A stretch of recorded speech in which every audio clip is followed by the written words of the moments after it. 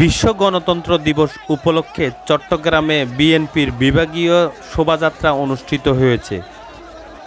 উক্ত শোভাযাত্রায় মহানগর থানা এবং উপজেলা থেকে দলে দলে মিছিল নিয়ে আসতে থাকেন বিএনপির নেতাকর্মীরা। মিছিলে মিছিলে মুখরিত হয়ে ওঠেন পুরো কাজীরডেউরি এলাকাটি। পাহাড়তলী ও আকবরশাহ থানা কৃষক দলের একটি বিশাল মিছিল নিয়ে কাজীরডেউরি অবস্থান করলে এ সময় চট্টগ্রাম মহানগর কৃষক দলের সভাপতি মোহাম্মদ আলমগীর এবং সদস্য সচিব সাবের আহমেদ টারজেন তাদেরকে শুভেচ্ছা জানান। এই সময় বিএনপির নেতাকর্মীরা শেখ হাসিনার বিচারের দাবিতে স্লোগান তোলেন এবং অন্তর্বর্তী সরকারের কাছে দ্রুত নির্বাচনের দাবি জানান অনেক নেতাকর্মী।